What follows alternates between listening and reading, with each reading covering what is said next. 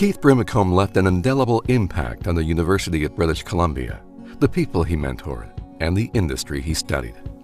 He was, I would say, a visionary, a pioneer, an incredible ability to understand how to connect very disparate pieces of information to provide insight that nobody had actually thought about.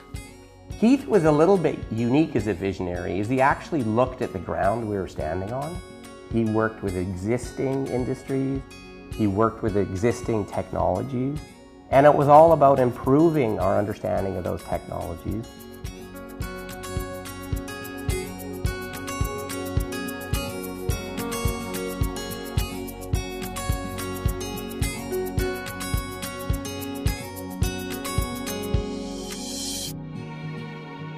Where some researchers will be happy making a major contribution in one area, Keith Brimacombe was dedicated to researching many ferrous and non-ferrous processes. The remarkable thing is the areas I worked on with him were 2 of probably 10 areas that he was working on simultaneously. Just a remarkable intellect and capability. Many of the improvements and advances made by Keith involved processes key to the mining industry, like his work with zinc fuming and the Pierce-Smith converter.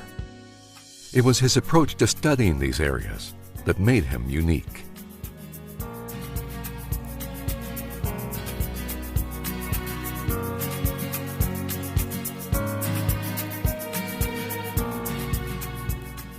No one in the world had ever done that until he came along and really demonstrated how you could do it most effectively. Probably his biggest contribution is in the computer modeling of continuous casting processes. And by doing that, he really greatly enhanced our understanding of how that process operates. Keith developed working relationships with and obtained support from many of the industry's major companies. What was unique about Keith is that he was willing to go into industry, make measurements, and try and understand how this process operated in fundamental ways. He was an advocate of building pilot scale models for research at the university and of bringing various disciplines together to solve problems. The Brimacombe building at the University of British Columbia is a working example of that vision. Keith's legacy at the University of British Columbia and perhaps around the world were the people he mentored. There's no question. I think he probably has close to 80 graduate students that were educated by him, and many of us have gone on to have very successful careers. When I first got a chapter back from Keith, back in the day, he would edit with a red pen, and it literally looked like it was covered in blood. I used to call it the bloodletting exercise. He felt that it was really important to spend a lot of time with you in writing that document and getting that document as good as it could be to best pull out the ideas that came out of that work that you put into it. One thing about Keith that you knew when you talked to him was he was deeply interested in you as a person and cared deeply about your intellect, your intellectual growth, as well as your personal life. I have to say that without his mentorship in what was largely a male-dominated field, there is no question I would never be the person that I became. Keith was remarkable because he had this incredible amount of energy. He worked unbelievable hours. I mean, his family will tell you that he probably woke up at 4 or 5 in the morning and he'd be working till 10 or 11 at night, and he kept really long hours.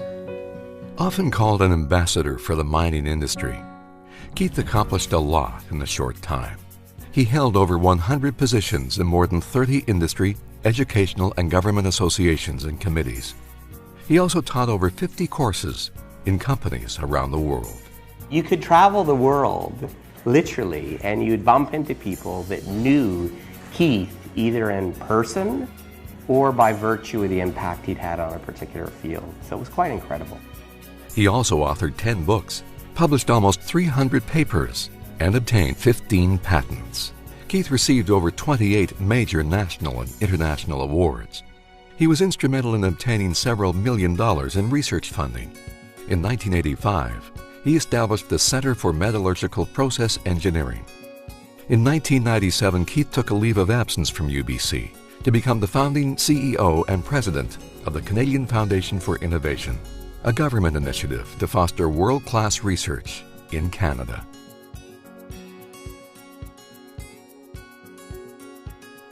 Keith died young, suffering a fatal heart attack at age 54. He was born in Windsor, Nova Scotia, and raised in Rosalind, Alberta, where he developed a passion for knowing how things worked. Keith went on to gain world recognition and accomplish more than most could in several lifetimes. At UBC, he developed a culture of working with industry that is still embraced by students today. They pick up on that culture. They recognize the importance of that culture and how it's made the people that have adopted it successful. That is incredible. Almost 20 years has passed since he was doing research, and yet his influence is profound. And I think these two legacies, the transformation that he effected on the steel industry and also in metallurgical process engineering, I think are unparalleled in terms of a contribution.